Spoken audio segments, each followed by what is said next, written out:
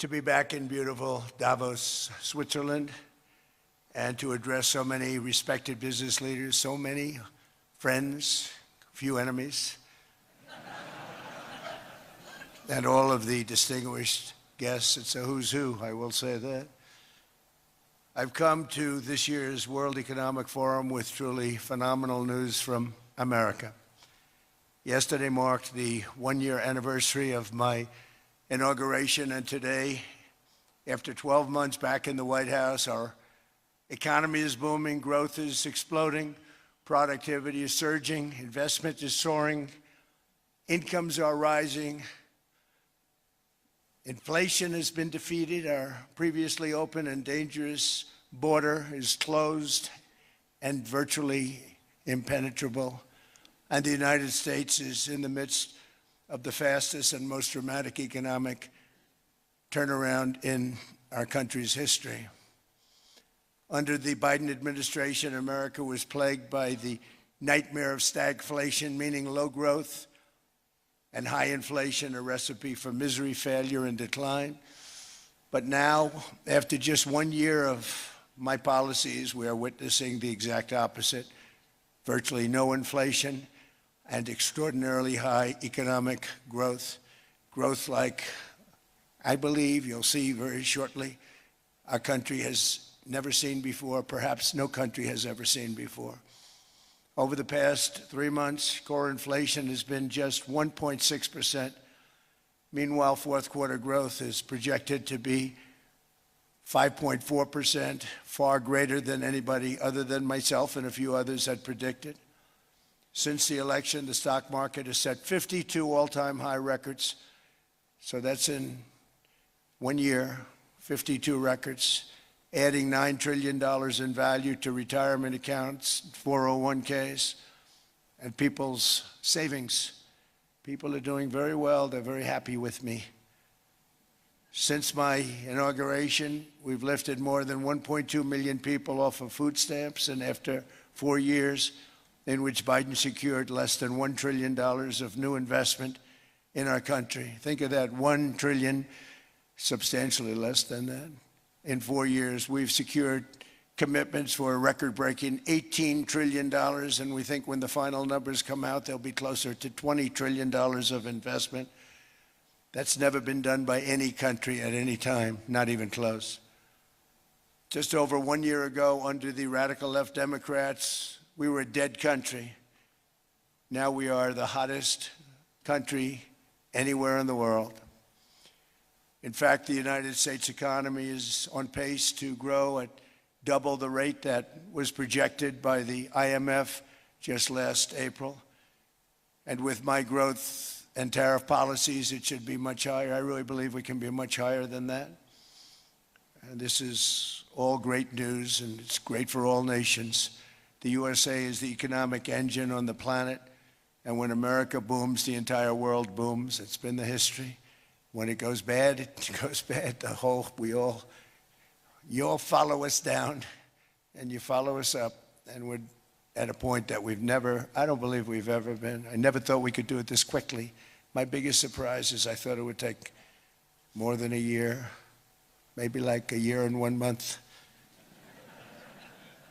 But it's happened very quickly. This afternoon, I want to discuss how we've achieved this economic miracle, how we intend to raise living standards for our citizens to levels never seen before, and perhaps how you too and the places where you come from can do much better by following what we're doing, because certain places in Europe are not even recognizable, frankly, anymore. They're not recognizable. And we can argue about it, but there's no argument. Friends come back from different places. I don't want to insult anybody and say I don't recognize it. And that's not in a positive way. That's in a very negative way. And I love Europe, and I want to see Europe go good, but it's not heading in the right direction. In recent decades, it became conventional wisdom in Washington and European capitals that the only way to grow a modern Western economy was through ever-increasing government spending, unchecked mass migration, and endless foreign imports. The consensus was that so-called dirty jobs and heavy industry should be sent elsewhere, that affordable energy should be replaced by the Green New Scam, and that countries could be propped up by importing new and entirely different populations from faraway lands. This was the path that sleepy Joe Biden administration and many other Western governments very foolishly followed, turning their backs on everything that makes nations rich and powerful and strong. And there's so much potential in so many nations. The result was record budget and trade deficits and a growing sovereign deficit driven by the largest wave of mass migration in human history. We've never seen anything like it. Quite frankly, many parts of our world are being destroyed before our very eyes, and the leaders don't even understand what's happening. And the ones that do understand aren't doing anything about it. Virtually all of the so-called experts predicted my plans to end this failed model would trigger a global recession and runaway inflation. But we have proven them wrong. It's actually just the opposite. In 1 year, our agenda has produced a transformation like America has not seen in over 100 years. Instead of closing down energy plants, we're opening them up. Instead of building ineffective, money-losing windmills, we're taking them down and not approving any. Instead of empowering bureaucrats, we're firing them, and they're going out and getting jobs in the private sector for 2 and 3 times what they were making in government. So they started off hating me when we fired them, and now they love me. Instead of raising taxes on domestic producers, we're lowering them and raising tariffs on foreign nations to pay for the damage that they've caused. In 12 months, we have removed over 270,000 bureaucrats from the federal payrolls, the largest single-year reduction in government employment since the end of World War II. Nobody thought that was coming, but we had no choice. To make a country great, you can't have all federal jobs. We've cut federal spending by $100 billion and slashed the federal budget deficit by 27% in the single year. It's going to go down quite a bit more from that, driving inflation way down from the record highs of the Biden administration. Every month, they went up and up and up. I promised to cut 10 old regulations for every single new regulation, but instead I've cut, actually till this point, 129 regulations for every 1 new regulation approved. So every time they come in with a new regulation, we do at least 10, but so far it's averaging out to 129, if you can believe it. In July, we passed the largest tax cuts in American history, including no tax on tips, no tax on overtime, no tax on Social Security for our great seniors. We also provided 100% expensing, that's the one they like, and bonus depreciation for all new equipment and capital investments to help companies expand and shift production to America. They are so in love with that. They build a plant, they're able to deduct it immediately, the whole thing, rather than waiting 38 to 41 years in the old days. This is a miracle taking place. Nobody thought it would ever be done by any country, but it's done by us.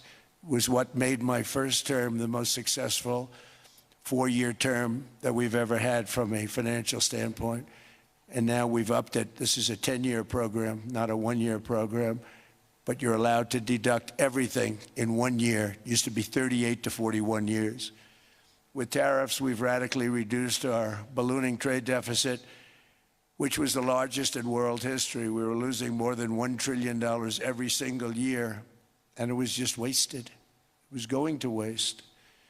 But in 1 year, I slashed our monthly trade deficit by a staggering 77%, and all of this with no inflation, something everyone said could not be done. There were a couple of brilliant people that actually thought I was doing the right thing. I thought I was doing the right thing. Now they all think I'm doing the right thing because they can't believe the numbers. American exports are now up by more than $150 billion. Domestic steel production is up by 300,000 tons a month, and it's doubling over the next 4 months. It's doubling and tripling, and we have steel plants being built all over the country. Nobody thought they'd see that. Factory construction is up by 41%, and that number is really going to skyrocket right now because that's during a process that they're putting in to get their approvals, and we've given very, very quick, fast approvals. In the process, we've made historic trade deals with partners covering 40% of all U.S. trade. Some of the greatest companies and countries in the world. We have countries as our partner, too.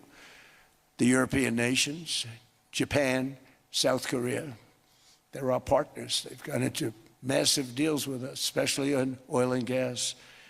And these agreements raise growth and cause stock markets to boom, not only in the U.S., but virtually every country that came to make a deal, because, as you've learned, when the United States goes up, you follow. It's really become a staple. In America, I've stopped the nation-wrecking energy policies that drive up prices while sending jobs and factories to the world's worst polluters. They are indeed polluters. Under sleepy Joe Biden, new domestic oil and gas leases fell by 95%. Think of that. And they wonder, why was gasoline going up so fast? The gasoline actually topped $5 a gallon, and some places $7 a gallon, and more than 100 major power plants were violently shut down by incompetent people that had no idea what the hell they were doing.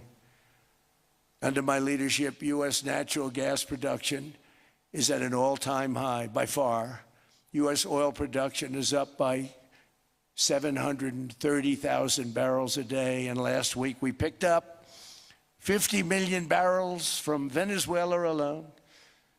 Venezuela has been an amazing place for so many years, but then they went bad with their policies. 20 years ago, it was a great country, and now it's got problems, but we're helping them. And those 50 million barrels, we're going to be splitting up with them, and they'll be making more money than they've made in a long time. Venezuela is going to do fantastically well. We appreciate all of the cooperation we've been giving. We've been given great cooperation. Once the attack ended, and they said, let's make a deal. More people should do that.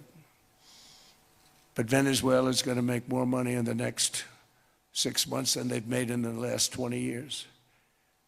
Every major oil company is coming in with us. It's amazing. It's a beautiful thing to see. The leadership of the country has been very good. They've been very, very smart. The price of gasoline is now below $2.50 a gallon in many states, $2.30 a gallon in most states. Then we'll soon be averaging less than $2 a gallon. In many places, it's already down even lower, $1.95 a gallon. Numerous states are at $1.99, numbers that nobody has heard for years. Actually, since my last administration, we got it down to around those numbers. I've signed an order directing and approval of many new nuclear reactors. We're going heavy into nuclear. I was not a big fan because I didn't like the risk, the danger. But they have the progress they've made with nuclear is unbelievable, and the safety progress they've made is incredible.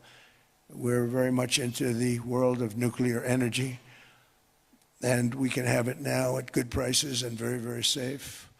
And we're leading the world in AI by a lot. We're leading China by a lot. I think President Xi respects what we've done, in part because I've allowed these big companies building these massive buildings to build their own electric capacity. They're building their own power plants, which when added up is more than any country anywhere in the world is doing. I read recently an article in the Wall Street Journal that China's creating so much energy, and they are, you gotta hand it to them. But we're creating as much or more, and we're letting them do that. I'm very proud of it. It was my idea. I said, you can't create this much energy. We needed more than double the energy currently in the country just to take care of the AI plants. And I said, we can't do that. We have an old grid system. And I came up with the idea, you know, you people are brilliant, you have a lot of money. Let's see what you can do. You can build your own electric generating plants. And they looked at me, they didn't believe me. All of the names that are, I think, in the room right now, if you want to know the truth, they didn't believe it. And I said, no, you can't. They came back 2 weeks and they didn't have the plant. They said, we thought you were kidding. I said, no, not only am I not kidding, you're going to have your approvals within 2 weeks. I always say nuclear will take 3 weeks. But most aren't going that. They're going oil and gas. They're even going coal in some cases. Because of my landslide election victory, the United States avoided the catastrophic energy collapse which befell every European nation that pursued the Green New Scam, perhaps the greatest hoax in history. The Green New Scam, windmills all over the place, destroy your land, destroy your land. Every time that goes around, you lose $1,000. You're supposed to make money with energy, not lose money. Here in Europe, we've seen the fate that the radical left tried to impose on America. They tried very hard. Germany now generates 22% less electricity than it did in 2017. And it's not the current chancellor's fault. He's solving the problem. He's going to do a great job. But what they did before he got there, I guess that's why he got there. And electricity prices are 64% higher. The United Kingdom produces just 1/3 of the total energy from all sources that it did in 1999. Think of that, 1/3. And they're sitting on top of the North Sea, one of the greatest reserves anywhere in the world, but they don't use it. And that's one reason why their energy has reached catastrophically low levels with equally high prices. High prices, very low levels. Think of that, 1/3. And you're sitting on top of the North Sea. And they like to say, well, you know, that's depleted. It's not depleted. It's got 500 years. They haven't even found the oil. The North Sea is incredible. They don't let anybody drill. Environmentally, they don't let them drill. They make it impossible for the oil companies to go. They take 92% of the revenues. So the oil companies say, we can't do it. They came to see me. Is there anything you can do? I want Europe to do great. I want UK to do great. Sitting on one of the greatest energy sources in the world, and they don't use it. In fact, their electricity prices have soared 139%. There are windmills all over Europe. There are windmills all over the place, and they are losers. One thing I've noticed is that the more windmills a country has, the more money that country loses and the worse that country is doing. China makes almost all of the windmills, and yet I haven't been able to find any wind farms in China. Did you ever think of that? It's a good way of looking at it. They're smart. China's very smart. They make them, they sell them for a fortune. They sell them to the stupid people that buy them, but they don't use them themselves. They put up a couple of big wind farms, but they don't use them. They just put them up to show people what they could look like. They don't spin, they don't do anything. They use a thing called coal, mostly. But China goes with the coal, they go with oil and gas.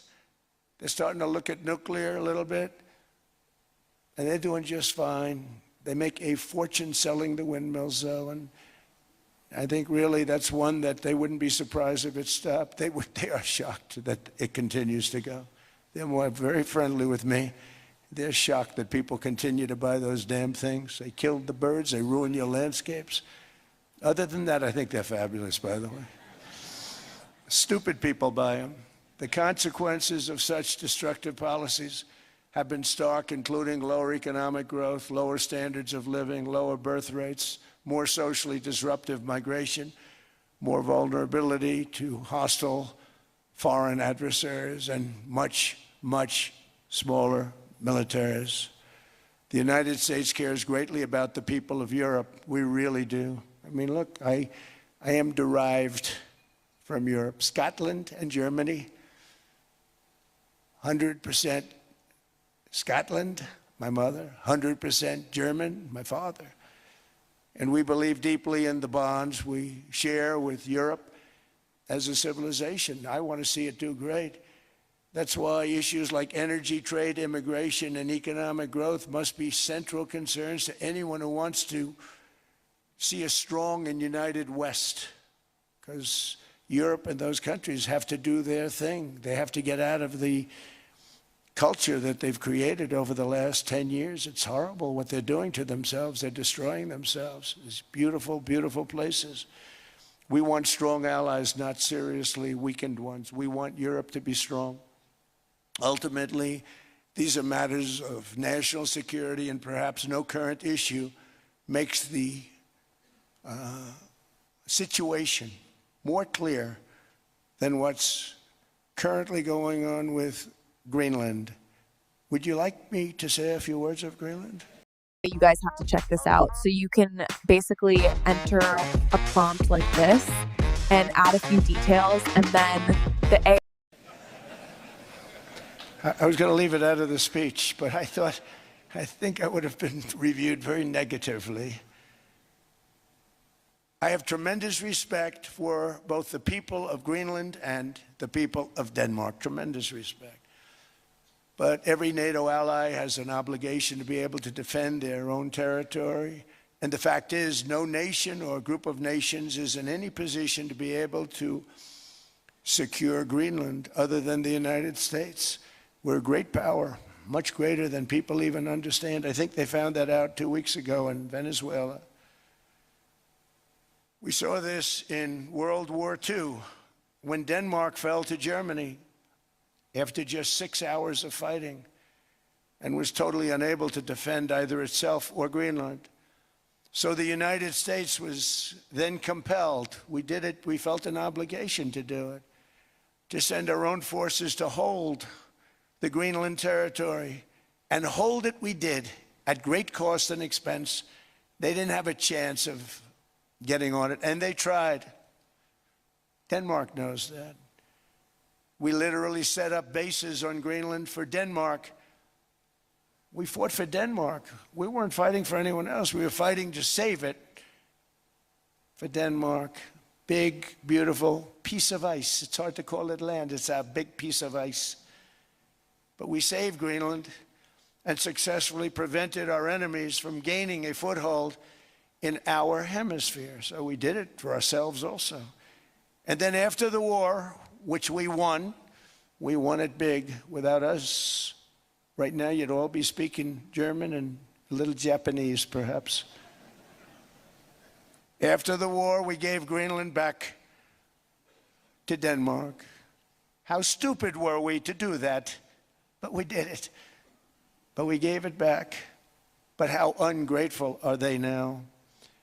So now our country and the world face much greater risks than it did ever before because of missiles, because of nuclear, because of weapons of warfare that I can't even talk about. 2 weeks ago, they saw weapons that nobody ever heard of. They weren't able to fire one shot at us. They said, what happened? Everything was discombobulated. They said, we've got them in our sights. Press the trigger, and nothing happened. No anti-aircraft missiles went up. There was one that went up about 30 feet and crashed down right next to the people that sent it. They said, what the hell is going on? Those defensive systems were made by Russia and by China. So they're going to go back to the drawing boards, I guess. Greenland is a vast, almost entirely uninhabited and undeveloped territory. It's sitting undefended in a key strategic location between the United States, Russia, and China. That's exactly where it is, right smack in the middle. Wasn't important nearly when we gave it back. You know, when we gave it back, it wasn't the same as it is now. It's not important for any other reason, you know. Everyone talks about the minerals. There's so many places. There's no rare earth. No such thing as rare earth. There's rare processing. But there's so much rare earth. And this, to get to this rare earth, you got to go through hundreds of feet of ice. That's not the reason we need it. We need it for strategic national security and international security. This enormous unsecured island is actually part of North America. on the northern frontier of the Western Hemisphere. That's our territory.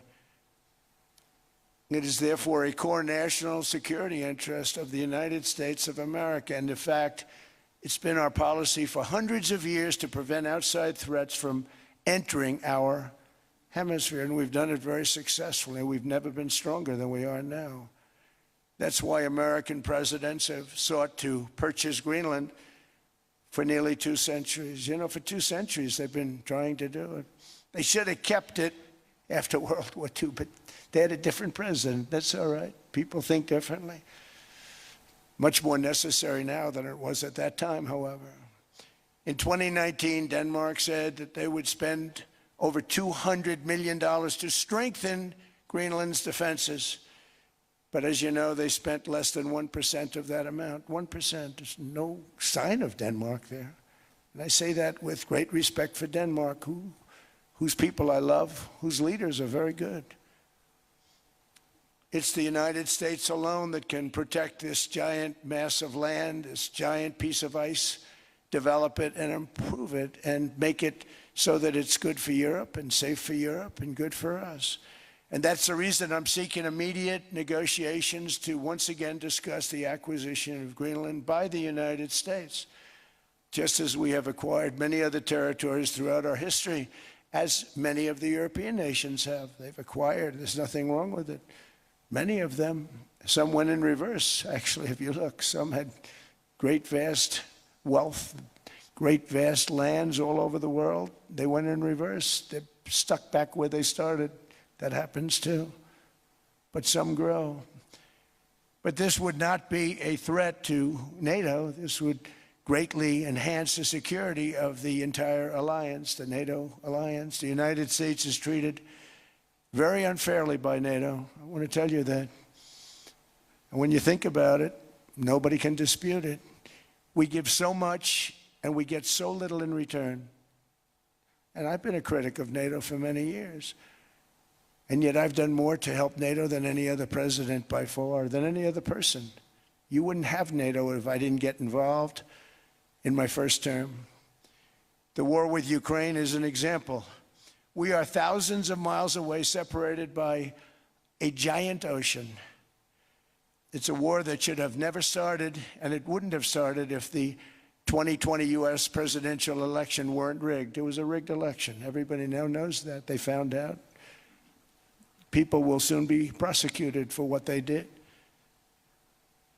It's probably breaking news, but it should be. It was a rigged election. You can't have rigged elections. You need strong borders, strong elections, and ideally a good press. I always say it. Strong borders, strong elections, free, fair elections, and a fair media. The media is terrible. It's very crooked. It's very biased, terrible. But someday it'll straighten out because it's losing all credibility. Think of it, when I went in a landslide, a giant landslide, won all 7 swing states, won the popular vote, won everything, and they only get negative press. That means that it has no credibility. And if they're going to get credibility, they're going to have to be fair. So you need a fair press. But you also need those other elements. And I inherited a terrible, terrible situation. If you look, the border was open, the inflation was raging, everything was bad with the United States when I came into office. But I also inherited a mess with Ukraine and Russia, something that would have never happened. And I know Putin very well. He and I would discuss Ukraine. It was the apple of his eye, but he wasn't going to do anything. I said, Vladimir, you're not doing it. He would never have done it. It was terrible what happened. I could see it happening too. After I left, I could see it happening. Biden had given Ukraine and NATO $350 billion, a staggering sum, $350 billion. I came in, and just like the southern border, just like inflation, just like our economy, I said, wow, this place is in trouble, meaning our country. All of these things were out of control. But the border was out of control. We fixed it with the strongest border anywhere in the world. And I've now been working on this war for 1 year, during which time I settled 8 other wars. India, Pakistan, I settled other wars that were, Vladimir Putin called me, Armenia, Azerbaijan. He said, I can't believe you settled that one. They were going on for 35 years. I settled it in one day. And President Putin called me. He said, you know, I can't believe I've worked on that war for 10 years trying to settle it. I couldn't do it. I said, do me a favor, focus on settling your war. Don't worry about that one. What does the United States get out of all of this work, all of this money, other than death, destruction, and massive amounts of cash going to people who don't appreciate what we do? They don't appreciate what we do. I'm talking about NATO, I'm talking about Europe. They have to work on Ukraine. We don't. The United States is very far away. We have a big, beautiful ocean separating us. We have nothing to do with it. Until I came along, NATO was only supposed to pay 2% of GDP. But they weren't paying, most of the countries weren't paying anything. The United States was paying for virtually 100% of NATO. And I got that stopped. I said, that's not fair. But then more importantly, I got NATO to pay 5%, and now they were paying, and now they are paying. So something nobody said was possible. They said, we will never go up higher than 2%. But they went to 5%, and now they're paying the 5. They didn't pay the 2, and now they're paying the 5. And they're stronger for it, and they have an excellent, by the way, Secretary General, who's possibly in the room. Mark, are you here? Yes, he's here. Hello, Mark. We never asked for anything, and we never got anything. We probably won't get anything unless I decide to use excessive strength and force, where we would be, frankly, unstoppable. But I won't do that. Okay? Now everyone's saying, oh, good. That's probably the biggest statement I made, because people thought I would use force. I don't have to use force. I don't want to use force. I won't use force. All the United States is asking for is a place called Greenland, where we already had it as a trustee, but respectfully returned it back to Denmark not long ago after we defeated the Germans, the Japanese, the Italians, and others in World War II. We gave it back to them. We were a powerful force then, but we are a much more powerful force now, after I rebuilt the military in my first term and continue to do so today. We have a budget of $1.5 trillion. We're bringing back battleships. The battleship is 100 times more powerful than the great battleships you saw in World War II, those great, big, gorgeous ships, the Missouri, the Iowa, the Alabama. Because I thought maybe we could take them out of mothballs. They said, no, sir, these ships are 100, think of that, 100 times more powerful than those big, magnificent pieces of art that you saw so many times ago, that you still see on television. You say, wow, what a force. 100 times, each ship 100 times more powerful than the big battleships of the past. So that was the end of the mothball story. So what we have gotten out of NATO is nothing except to protect Europe from the Soviet Union and now Russia. I mean, we've helped them for so many years. We've never gotten anything, except we pay for NATO. And we paid for many years until I came along. We paid for, in my opinion, 100% of NATO because they weren't paying their bills. And all we're asking for is to get Greenland, including right title and ownership, because you need the ownership to defend it. You can't defend it on a lease. Number one, legally it's not defensible that way, totally. And number two, psychologically, who the hell wants to defend a license agreement or a lease, which is a large piece of ice in the middle of the ocean where if there is a war, much of the action will take place on that piece of ice. Think of it. Those missiles would be flying right over the center of that piece of ice. All we want from Denmark for national and international security and to keep our very energetic and dangerous potential enemies at bay is this land on which we're going to build the greatest golden dome ever built. We're building a golden dome that's going to, just by its very nature, going to be defending Canada. Canada gets a lot of freebies from us, by the way. They should be grateful also, but they're not. I watched your Prime Minister yesterday. He wasn't so grateful. But they should be grateful to us. Canada lives because of the United States. Remember that, Mark, the next time you make your statements. What we did for Israel was amazing, but that's nothing compared to what we have planned for the United States, Canada, and the rest of the world. We are going to build a dome like no other. We did it for Israel. And by the way, I told Bibi, stop taking credit for the dome. That's our technology, that's our stuff. But they had a lot of courage, and they were good fighters, and they did a good job, and we wiped out the Iran nuclear threat like nobody can believe. Nobody's ever seen anything like it. That, Venezuela, taking down Soleimani, wiping out al-Baghdadi when he tried to reinstitute ISIS. We did a lot. I did a lot of big things, all perfectly executed. Everyone was perfectly executed. Somebody told me that, a military expert told me, sir, everything you've done has been perfectly executed. I said, I know.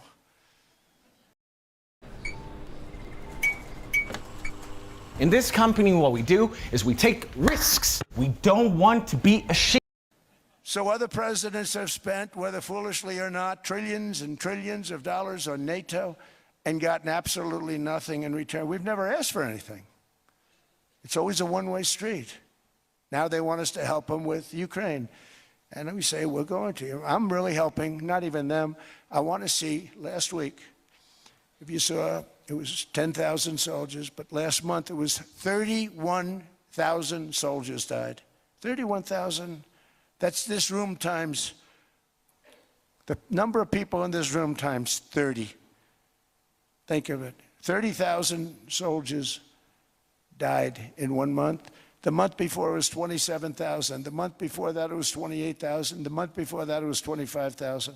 It's a bloodbath over there. And that's what I want to stop. It doesn't help the United States, but these are souls. These are young people, look like you, look like some of you right in the front row. They go to war, their parents are so proud. Oh, there he goes, comes back. 2 weeks later, they get a call, your son's head's been blown off. I want to stop it. It's a horrible war. It's the worst since World War II. They keep going, they'll exceed World War II. The numbers are staggering, how many people they've lost. They don't want to talk about it. Ukraine and Russia lost just tremendous amounts. And I'm dealing with President Putin, and he wants to make a deal, I believe. I'm dealing with President Zelensky, and I think he wants to make a deal. I'm meeting him today. He might be in the audience right now. But they got to get that war stopped because too many people are dying, needlessly dying. Too many souls are being lost. It's the only reason I'm interested in doing it. But in doing it, I'm helping Europe, I'm helping NATO, and I've until the last few days when I told them about Iceland, they loved me. They called me daddy, right, last time. A very smart man said, he's our daddy. He's running it. I was like running it. I went from running it to being a terrible human being. But now what I'm asking for is a piece of ice, cold and poorly located, that can play a vital role in world peace and world protection. It's a very small ask compared to what we have given them for many, many decades. But the problem with NATO is that we'll be there for them 100%. But I'm not sure that they'd be there for us. If we gave them the call, gentlemen, we are being attacked. We're under attack by such and such a nation. I know them all very well. I'm not sure that they'd be there. I know we'd be there for them. I don't know that they'd be there for us. So with all of the money we expend, with all of the blood, sweat, and tears, I don't know that they'd be there for us. They're not there for us on Iceland, that I can tell you. I mean, our stock market took the first dip yesterday because of Iceland. So Iceland's already cost us a lot of money. But that dip is peanuts compared to what it's gone up. And we have an unbelievable future in that stock. That stock market is going to be doubled. We're going to hit 50,000, and that stock market's going to double in a relatively short period of time because of everything that's happening. But this is a good example. After giving NATO and European nations trillions and trillions of dollars in defense, they buy our weapons. We make the greatest weapons in the world, but now we're going to make them faster, much faster. You saw that. I put a cap on the salaries, and I put no buybacks, no stock buybacks, no various other things that they were doing. I mean, they were making $50 million, but it would take them 3 years to give you a Patriot missile. I said, that's not good. My chauffeur can do a better job than that, and he makes slightly less than 50. They make big salaries. If they're going to make those big salaries, they're going to have to produce a lot faster. The good news is we have the greatest equipment in the world. Now we're going to start making it a lot faster. They're going to build additional plants. And all of the money that goes into stock buybacks is going to go into building plants. We're not allowing stock buybacks by defense companies any longer. They're going to build new plants to make Tomahawks, Patriots. We have the best equipment, F-35s. F-47, the new one just coming out. They say it's the most devastating plane, fighter jet ever. Who knows? They called it 47. If I don't like it, I'm going to take the 47 off it. I wonder why they called it 47. We'll have to think about that. But if I don't like it, I'm going to take that 47 off. But it's supposed to be the stage 6. It's supposed to be the first stage 6 plane, undetectable, like our B-2 bombers were undetectable. They flew right over Iran. They were undetectable. And they did their job, and they got the hell out of there. So we want a piece of ice for world protection, and they won't give it. We've never asked for anything else, and we could have kept that piece of land, and we didn't. So they have a choice. You can say yes, and we will be very appreciative, or you can say no, and we will remember. A strong and secure America means a strong NATO, and that's one reason why I'm working every day to ensure our military is very powerful, our borders are very strong, and above all, our economy is strong because national security requires economic security and economic prosperity, and we have the greatest that we've ever had. Biden and his allies destroyed our economy and gave us perhaps the worst inflation in American history. They say 48 years, I say forever, but I think 48 years is the equivalent to forever. Whether it's 48 years or ever, it's terrible, costing the typical family $33,000. What they did to this country should never, ever be forgotten. It's early, but he has to be rated as the worst president we've ever had by far. The auto pen did much of the damage. The auto pen, he was the auto pen president, because I don't believe a sane president would have ever signed the kind of things that he signed. But now grocery prices, energy prices, airfares, mortgage rates, rent, and car payments are all coming down, and they're coming down fast. We inherited a mess, but we've done a hell of a job in 12 months. Under my most favored nation policy for drug prices, the cost of prescription drugs is coming down by up to 90%, depending on the way you calculate. You could also say 5, 6, 7, 800%. There are two ways of figuring that.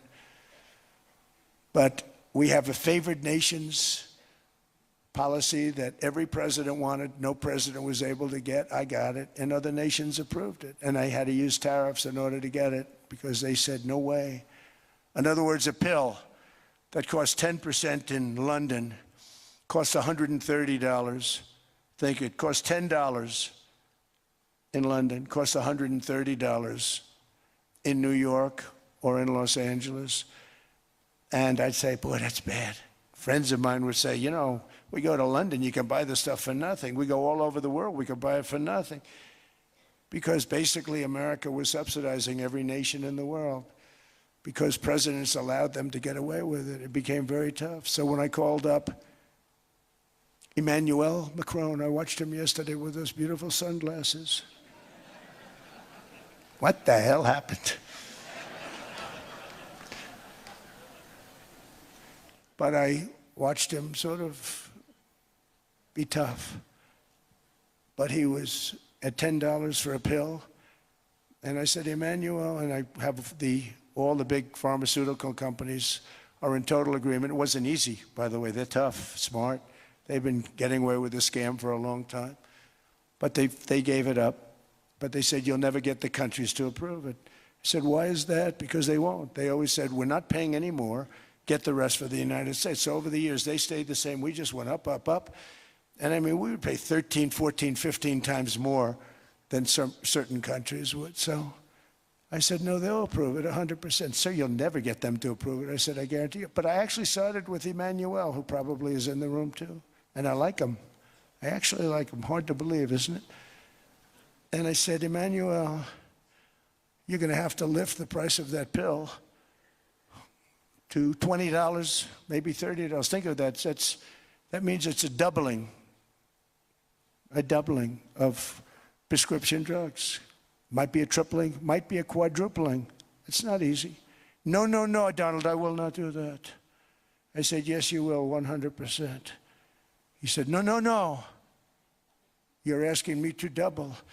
I said, Emmanuel, you've been taking advantage of the United States for 30 years with prescription drugs.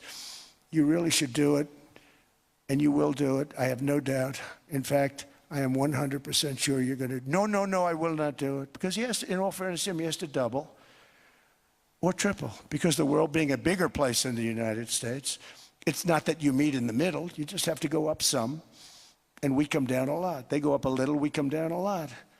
So we're at $130, they're at 10. So they may have to go to 20 or 30. No more than that. I said, Emmanuel, you're going to be doubling or tripling? No, no, no. I said, here's the story, Emmanuel. The answer is you're going to do it, you're going to do it fast. And if you don't, I'm putting a 25% tariff on everything that you sell into the United States and a 100% tariff on your wines and champagnes. And that's about 10 times more than what I'm requesting. And you're going to do it. I don't want to go public with it, but you may make me do that. No, no, Donald, I will do it. I will do it. It took me, on average, 3 minutes a country, saying the same thing. You will do it. They all said, no, no, no, I will not do it. You're asking me to double the cost of prescription. I said, that's right, because you've been screwing us for 30 years. And they said, we will not do it. I said, that's all right. On Monday morning, we're putting a 25, 30, 50. I gave different numbers for different countries. This is also national security we're talking about. Not fair. We're not going to subsidize the whole world. And every one of those countries have agreed to do it. So one of the biggest things that I've done is the fact that we have now most favored nation. We will pay whatever the lowest price is in the entire world. So our drug prices are going to be coming down by staggering 90%. Again, you could say 1,000%, 2,000%. Depends on the way you want to figure it. But we'll go with the way the fake news likes it better because it sounds, can you imagine a 90% reduction sounds much worse. But drug prices are going to be coming down tremendously in all the nations, and I appreciate them doing it. But they did it, in all fairness, without tariffs, I wouldn't have been able to get it done. After declining $3,000 under Biden, real incomes are up in the United States by $2,000, $3,000, and even $5,000 and more. Home ownership has always been a symbol of health and vigor of American society, but that goal fell out of reach for millions and millions of people in the Biden era because interest rates went up so high. Today, I'm taking action to bring back this bedrock of the American dream. In recent years, Wall Street giants and institutional investment firms, many of you are here, many of you are good friends of mine, many of you are supporters. Sorry to do this to you, I'm so sorry. But you've driven up housing prices by purchasing hundreds of thousands of single-family homes, and it's been a great investment for them. Often as much as 10% of houses on the market. You know, the crazy thing is a person can't get depreciation on a house, but when a corporation buys it, they get depreciation. Okay, that's something we're going to have to think about too. I don't know if too many people think about that. You buy a corporation, they buy 500 houses. They buy hundreds of thousands. They buy 500 houses. They can take depreciation. A person sweats and works and buys one house, they can't. But homes are built for people, not for corporations, and America will not become a nation of renters. We're not going to do that. That's why I have signed an executive order banning large institutional investors from buying single-family homes. It's just not fair to the public. They're not able to buy a house. And I'm calling on Congress to pass that ban into permanent law, and I think they will. One of the biggest barriers to saving for a down payment has been surging credit card debt. The profit margin for credit card companies now exceeds 50%, one of the biggest. And they charge Americans interest rates of 28%, 30%, 31%, 32%. Whatever happened to usury? So to help our citizens recover from the Biden disaster, all caused by this horrible precedent, I'm asking Congress to cap credit card interest rates at 10% for 1 year. And this will help millions of Americans save for a home. They have no idea they're paying 28%. They go out there a little late in their payment and they end up losing their house. It's terrible. To unleash innovation and savings and financing, I'm also working to ensure America remains the crypto capital of the world. And to that end, last year I signed the landmark Genius Act into law. Now Congress is working very hard on crypto market structure legislation, Bitcoin, all of them, which I hope to sign very soon, unlocking new pathways for Americans to reach financial freedom. And I did it for two reasons. Number one, I thought it was politically good, and it was. I got tremendous political support. But more importantly, China wanted that market too. It's just like they want the AI. And we've got that market, I think, pretty well locked up. If I didn't do it, Biden was totally against it until before the election, when they realized that, there were millions of people voting against him over crypto. And all of a sudden, they loved it very much, but it was too late. They blew it. But it is politically popular, but it's much more importantly, we have to make it so that China doesn't get the hold of it. And once they have that hold, we're not going to be able to get it back. So I'm honored to have done it. Finally, I've instructed government-backed institutions to purchase up to $200 billion in mortgage bonds to bring down interest rates. And I'll be announcing a new Fed chairman in the not-too-distant future. I think he'll do a very good job. See, I gave away some of it. I did give that away. So we have something, got something, but somebody that's very respected. They're all respected. They're all great. Everyone that I interviewed is great. Everyone could do, I think, a fantastic job. Problem is they change once they get the job. They do. They're saying everything I want to hear, and then they get the job. They're locked in for 6 years. They get the job, and all of a sudden, let's raise rates a little bit. I call them, sir, we'd rather not talk about this. It's amazing how people change once they have the job, but it's too bad. Sort of disloyalty, but they got to do what they think is right. We have a terrible chairman right now, Jerome, too late Powell. He's always too late. And he's very late with interest rates, except before the election, he was just fine for the other side. So we're going to have somebody that's great, and we hope he does the right job. Last week, the average 30-year mortgage rate dropped below 6% for the first time in many years. Another major factor in driving up housing costs was the mass invasion of our borders. And I have to say one thing about housing, because nobody ever says this. I am very protective of people that already own a house, of which we have millions and millions and millions. And because we have had such a good run, the house values have gone up tremendously. And these people have become wealthy. They weren't wealthy. They become wealthy because of their house.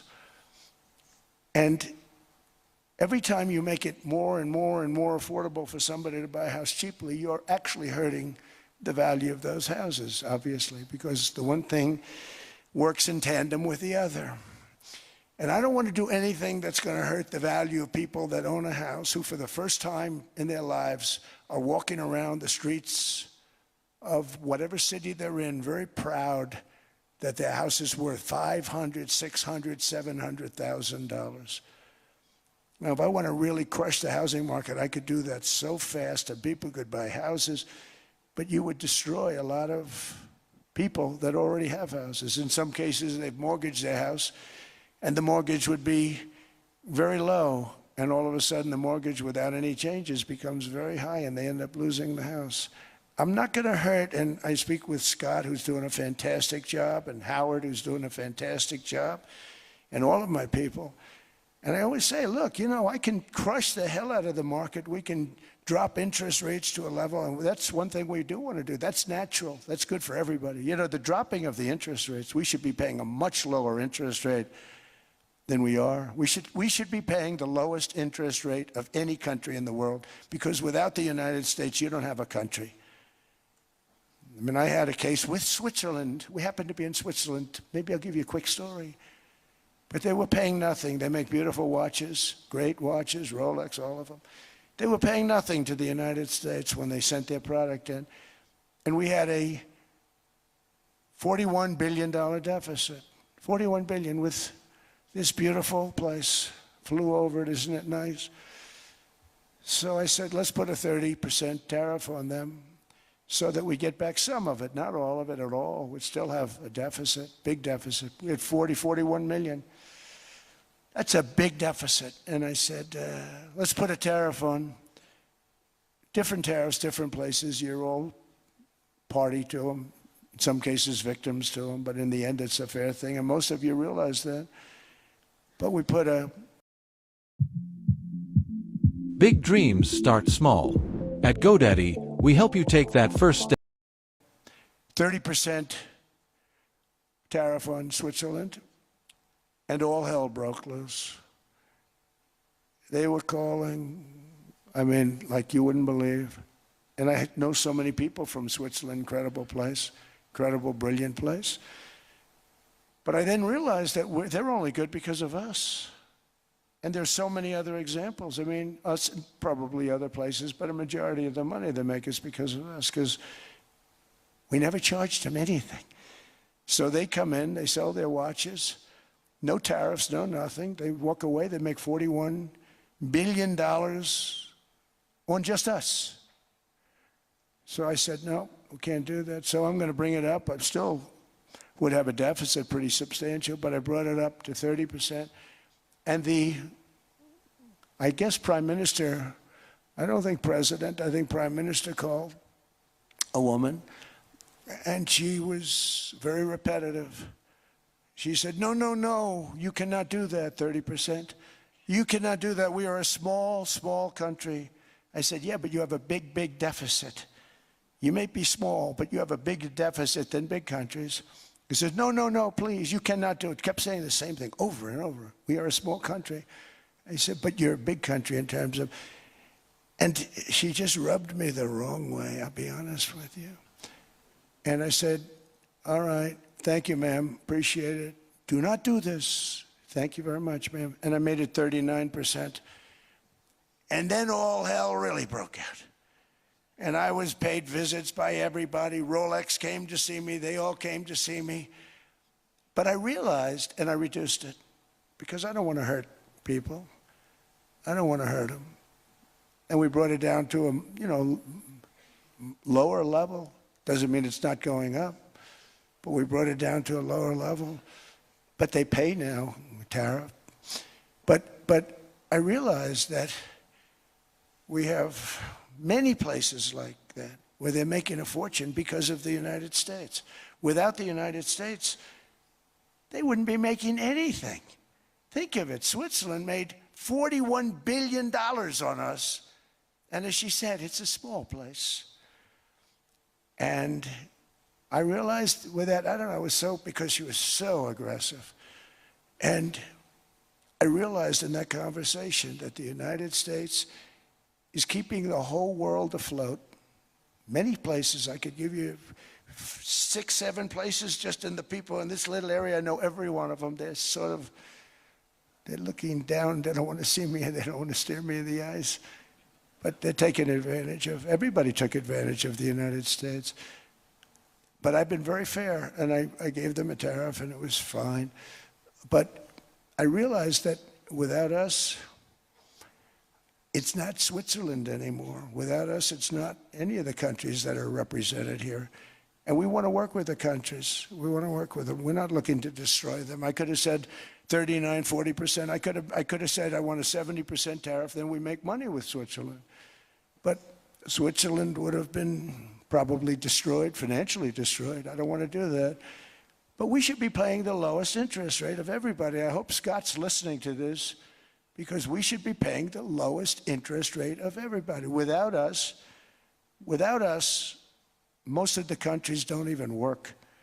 And then you have the protection factor. Without our military, which is the greatest in the world by far, without our military, you have threats that you wouldn't believe. You wouldn't believe. You don't have threats because of us, and that's because of NATO. One other thing, and I have to say it so importantly, in the old days, and I used to say I'm the youngest in the room. Now I'm among the older. I hate to say it. I don't feel old, but I'm among the older. But I remember not long ago, 20, 25 years ago, when good news came out about, let's say, the United States. The United States had a great quarter. The United States had a great month. All the stocks went up. And that's the way it's supposed to be. Now when they say the United States had a record quarter, it's unbelievable how well it's doing, all the stocks crash because they say, oh no, inflation, they're going to raise interest rates. And they do. Some of these stupid people like Powell, they raise interest rates. And what they do is they stop you from being successful. It used to be when we had a great quarter, a great month, great earnings, great anything, any good news, the stock market went up. That's the way it's going to be. We got to do that again, because that's the way it should be. Now when we have a great month, they want to kill it. Like we did over 5%. People were surprised. We should do 20%. We could do 25%. When we announce good numbers, and the reason is they're so petrified of inflation. And growth doesn't mean inflation. We've had tremendous growth with very low inflation.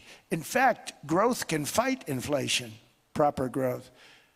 So we want to get back to the days when we announce great numbers, because we're going to be announcing phenomenal. You know, all these factories that are being built at record, thousands of businesses are being built right now. Remember, $18 trillion is invested. I think the second number is 3. And that was China many years ago. Investments in the country from outside. 18 trillion, nobody's ever seen. And that's money coming in and building things, factories. Thousands of businesses are being built, thousands. Hundreds of big factories, car plants are moving back to the United States. They're coming in from Canada, they're coming in from Mexico, from Japan. Japan's coming in and building plants here in order to avoid tariffs. They're coming in from China. They're coming in from all over the world. We have more plants being built now, car plants, than we've ever had built, even in the heyday from the 1940s and 50s. And they're bigger. They don't use renovations anymore where they take an old plant, they rip it down, they build a brand new plant, super modern plant. But it's happening at levels that nobody's ever seen. In 2024, the U.S. built less than 2 million new homes, but Biden admitted more than 8 million new migrants. And those days are over. In 2025, for the first time in 50 years, the United States had reverse migration. Boy, that was nice.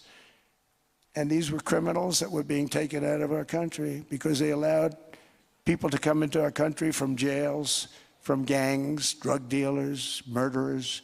11,888 murderers. We've gotten most of them out. And then ICE gets beat up by stupid people from leadership in Minnesota. We actually are helping Minnesota so much, but they don't appreciate it. Most places do. You know, Washington, D.C. is the safest place now in the United States. It was a very dangerous place to walk, and now you can walk with your wife, your kids, right through the middle of the city. Right now, Washington, D.C. is as safe as it gets. It was one of the most unsafe, I had to admit. We sent in the military, the National Guard. Within 2 months, it was great. Within 3 months, it's like It's like a really great place and a safe place and a beautiful place. It's even been cleaned up. The graffiti's gone. The fences are gone. We don't have to worry about fences anymore. All of the places, the grasses are cut and replaced with new grass in many cases. It's all going to happen in the spring. But Washington and D.C. is beautiful again, and it's safe. New restaurants are opening up. They're all closing.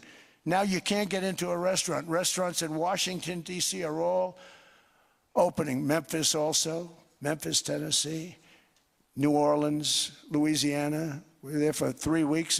We've cut the crime down by 64%. Within another month, we'll have virtually no crime there. We can do that all over. We're going to help the people in California. We want to have no crime. I know Gavin was here. I used to get along so great with Gavin when I was president. Gavin's a good guy. And we're going to, if he needed it, I would do it in a heartbeat. I'd love to see. We did help them a lot in Los Angeles, a lot with the early in my term when they had some problems. But we would love to do it. I will say this, if I were a Democrat governor or whatever, I would call up Trump. I'd say, come on in, make us look good. Because we're cutting crime down to nothing. And we're taking people out, career criminals, who are only going to do bad things, and we're bringing them back to their countries. But where we've done it, it's been amazing. And we have a capacity to do it at much greater levels. We're cutting illegal aliens off welfare and other government benefits, and I have directed that starting immediately, there will be no more payments to sanctuary cities because they are really just sanctuaries for criminals. They're really protecting criminals, and those are the ones we have to get out of the country. Murderers, drug dealers, the mentally insane. They emptied their mental institutions into the United States. And despite that, we have the lowest crime numbers that we've ever had in the history of the country. Just came out. But equally importantly, we're cracking down on more than $19 billion in fraud that was stolen by Somalian bandits. Can you believe that Somalian? They turned out to be higher IQ than we thought. I always say these are low IQ people. How did they go into Minnesota and steal all that money? And we have, they're pirates. They're good pirates, right? But we shoot them out of the water just like we shoot the drug boats out. They're not pirating too many boats lately, do you notice? When they go out into those boats, they want to take over a $1.5 billion tanker loaded up with oil, and they say, we're going to blow up your boat. They have powerful weapons. You hit the side of the boat, you blow the whole thing up. The insurance companies are petrified, so they say, just give them the boat. We'll give them money instead. And I don't do that. We blow them right the hell out of the water. We see them going out, we blow them out of the water. We don't have any pirates so much anymore. If we do, they won't be there long.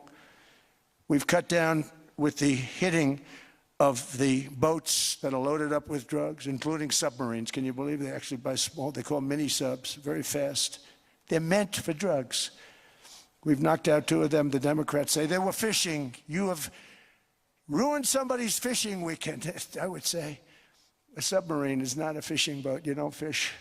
But we've knocked down drugs by water, the oceans, the sea, by 97.2%. Think of that.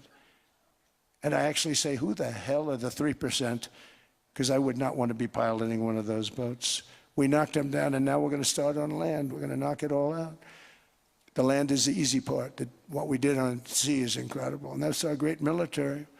The situation in Minnesota reminds us that the West cannot mass import foreign cultures which have failed to ever build a successful society of their own.